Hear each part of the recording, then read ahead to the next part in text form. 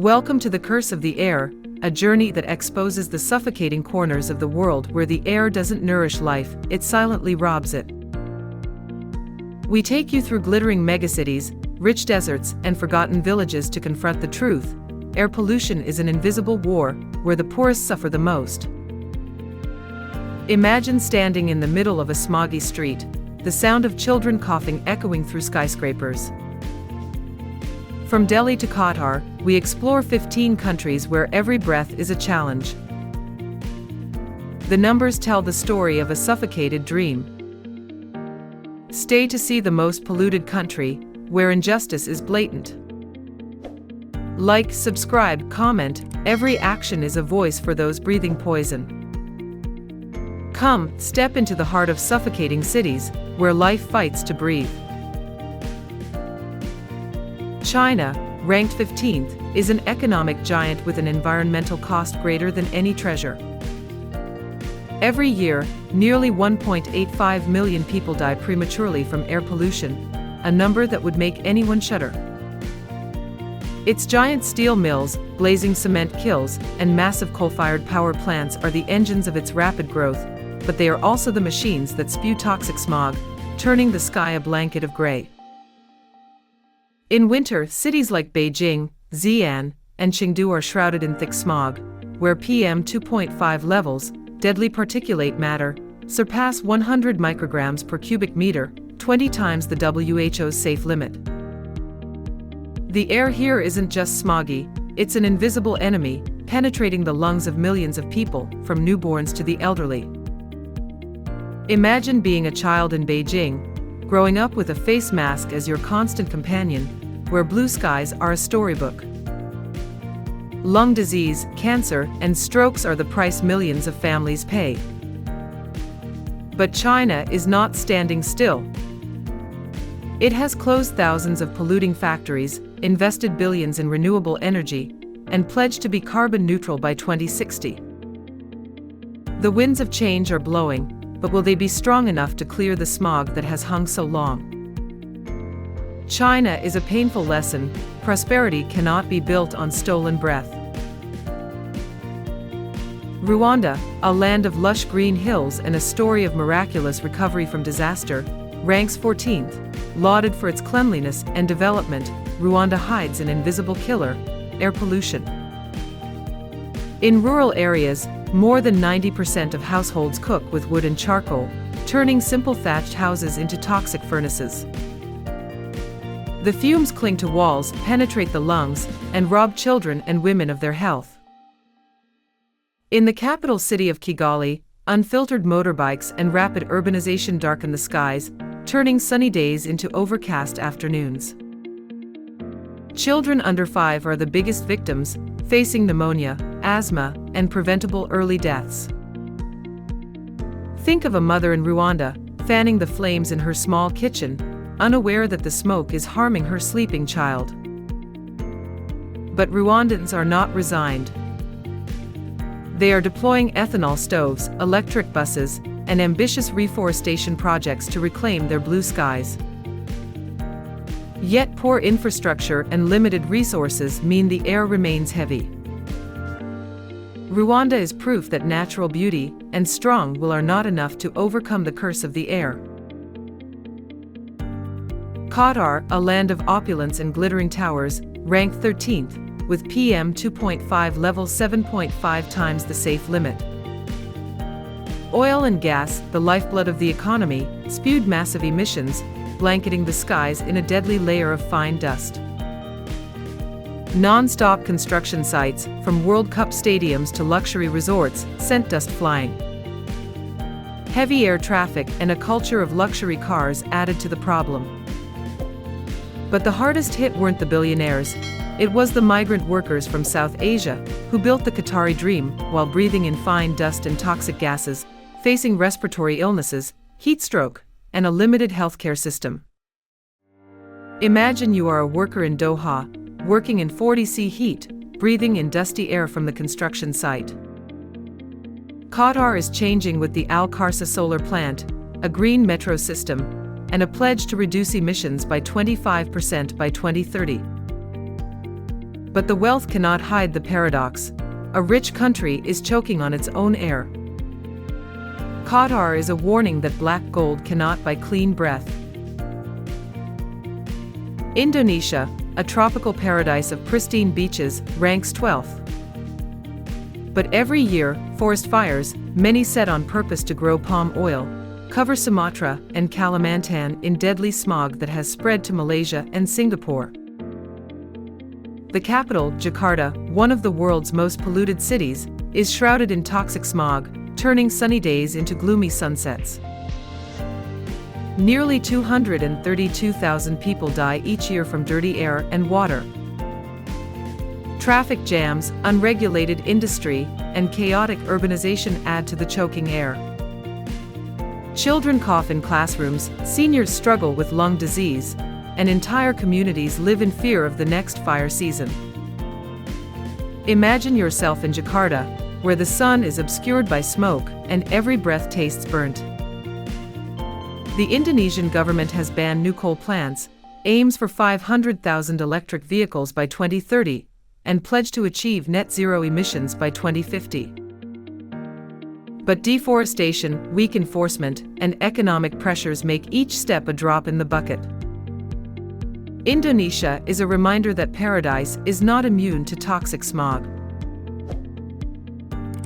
In the UAE, number 11, the glittering towers of Dubai and Abu Dhabi mask a grim reality: toxic air.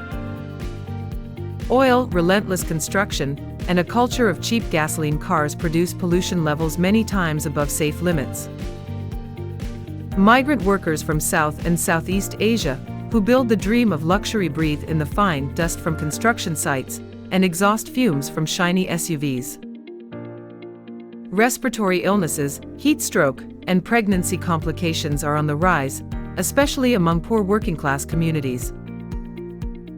Meanwhile, walking culture is virtually non-existent, and the desert heat makes things worse. Imagine being a worker in Dubai, living in cramped dormitories where the air is filled with dust from nearby construction sites. The UAE is investing heavily in solar power with projects like Noor Abu Dhabi and building Master City, a pioneering green city. They have also pledged to achieve net zero emissions by 2050. But can this green dream overcome the smoggy realities of an oil-fueled nation? The UAE is a reminder that wealth cannot buy clean air. Nepal, number 10, is where the mighty Himalayas hide a deadly trap. The capital, Kathmandu, nestled in a bowl-shaped valley, traps smog like a pressure cooker. Old buses spew black smoke, uncontrolled construction sites spew dust, and thousands of households burn wood in their homes, making the air stuffy. PM 2.5 levels often exceed safe limits, causing asthma in children, pregnancy complications in pregnant women, and heart disease in the elderly. In winter, a heat island keeps smog close to the ground, turning Kathmandu into a toxic air chamber. Imagine you're a student in Kathmandu, walking to school through thick smoke, wearing a mask but still coughing. Nepal has banned old diesel cars in the city center, promoted electric vehicles, and implemented clean cooking programs in rural areas. But the valley remains choked with smoke, and limited resources mean progress is slow. Nepal teaches us that natural beauty and serenity are not enough to protect people from toxic air. Egypt, number 9, is where Cairo, a megacity of more than 20 million people, suffocates in smoke and dust. Open burning of trash, outdated vehicles that don't meet emissions standards, and industrial zones close to residential areas turn the air toxic. More than 95,000 people die prematurely each year, children suffer from pneumonia, and healthcare costs run into the billions. Green spaces have all but disappeared, replaced by concrete and highways, raising temperatures and making the air more suffocating. Children play on smoky streets, unaware that their lungs are being destroyed every day. Imagine being a street vendor in Cairo, breathing in the smoke from a nearby garbage dump, coughing but unable to stop working. Egypt is pushing for electric vehicles, building a new administrative capital with green design, and reforming urban transportation. But fragmented policies, chaotic urbanization, and weak enforcement keep the air heavy.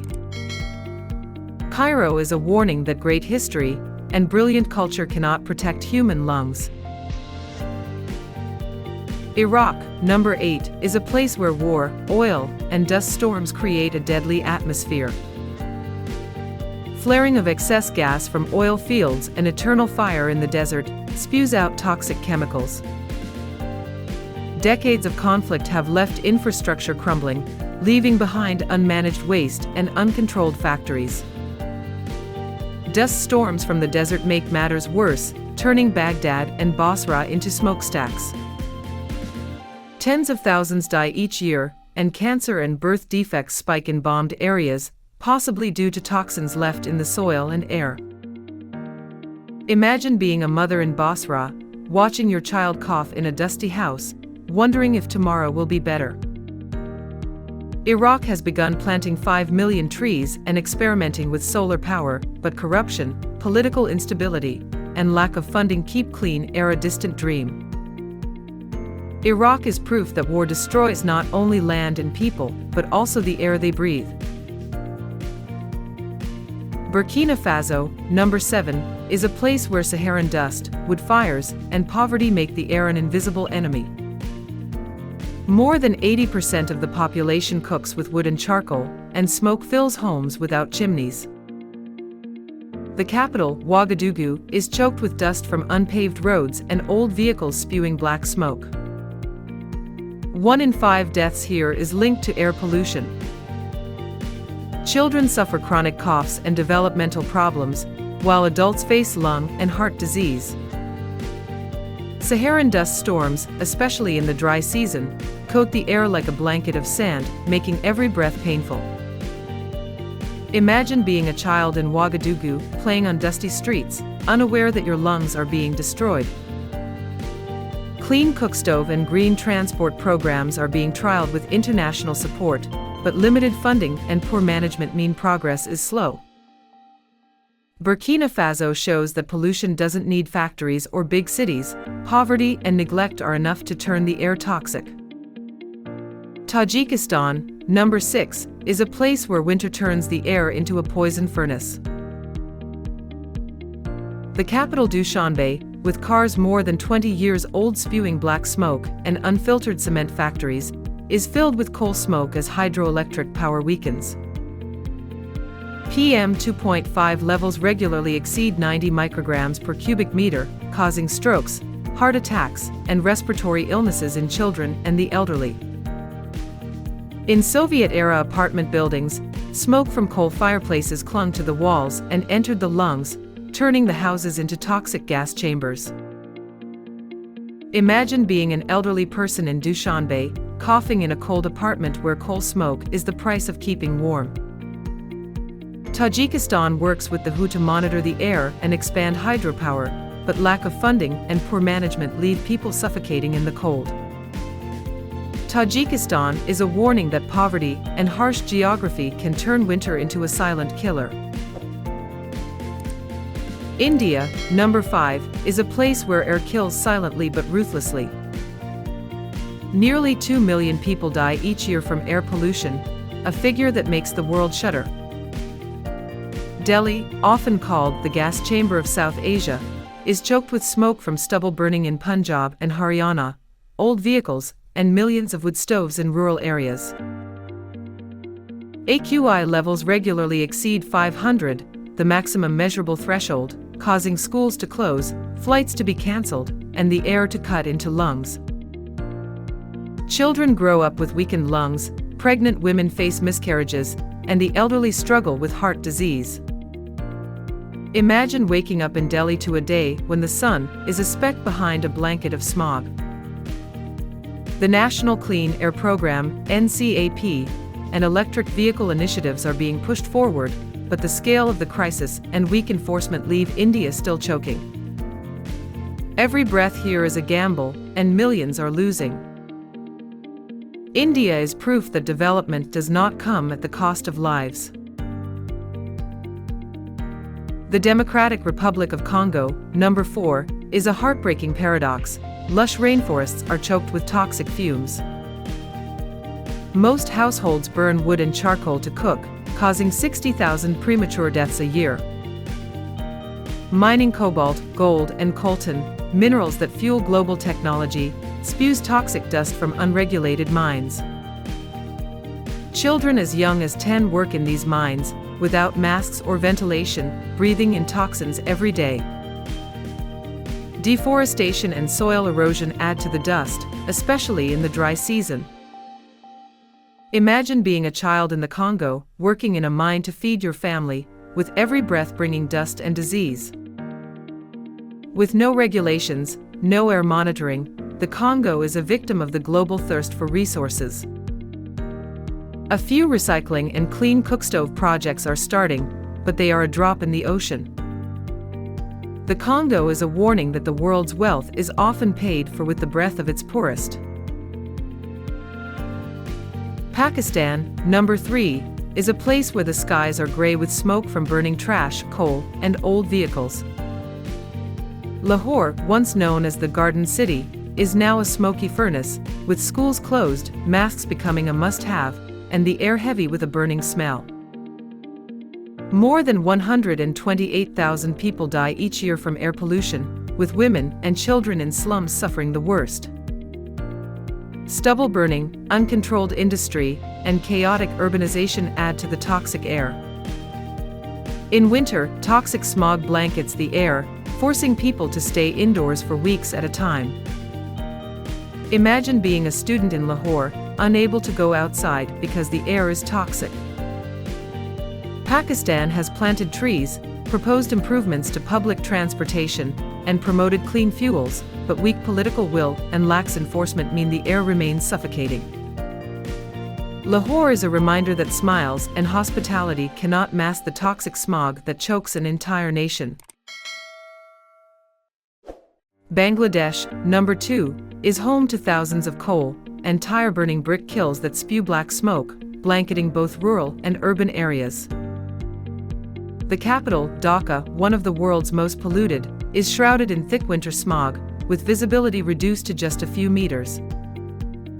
Children's brains are stunted, pregnant women lose their babies, and life expectancy is reduced by 6.8 years because of air pollution. Traffic chaos, open burning, and unregulated textile industries add to the toxicity. Brick kilns, the driving force of the real estate boom, are silent killers, with no filter, no accountability. Imagine you are a mother in Dhaka, cooking in a smoky house, worrying about your child's constant cough. Bangladesh is experimenting with cleaner kilns and promoting electric vehicles, but most kilns are still outdated, and public transportation is chaotic. Bangladesh is proof that economic development does not have to come at the cost of a generation's lives.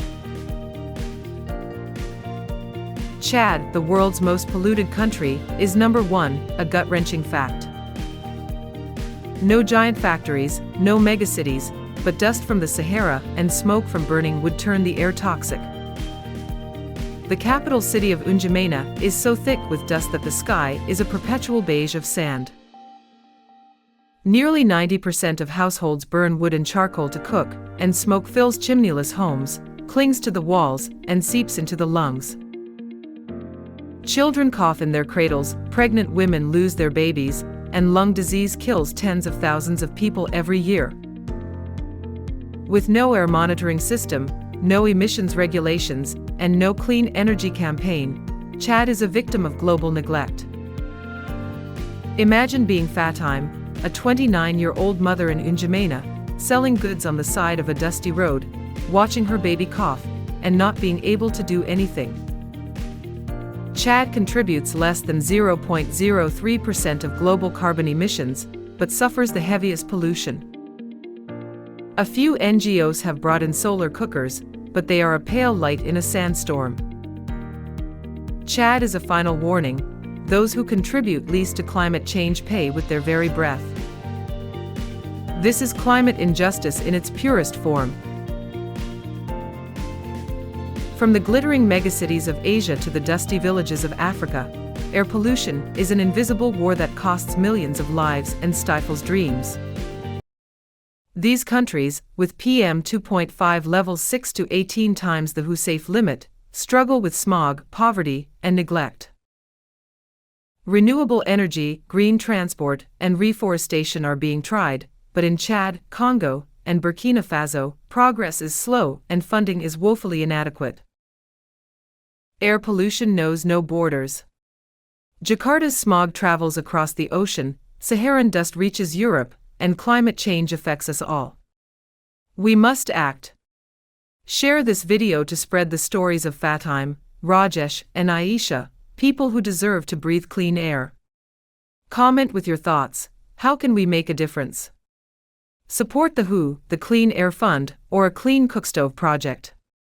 The people of Chad, Delhi, Lahore are not statistics, they are mothers, children, dreams fighting. Be their voice, the wind of change, turning the curse of air into hope for blue skies. What are your thoughts on this issue? Leave your thoughts in the comments below.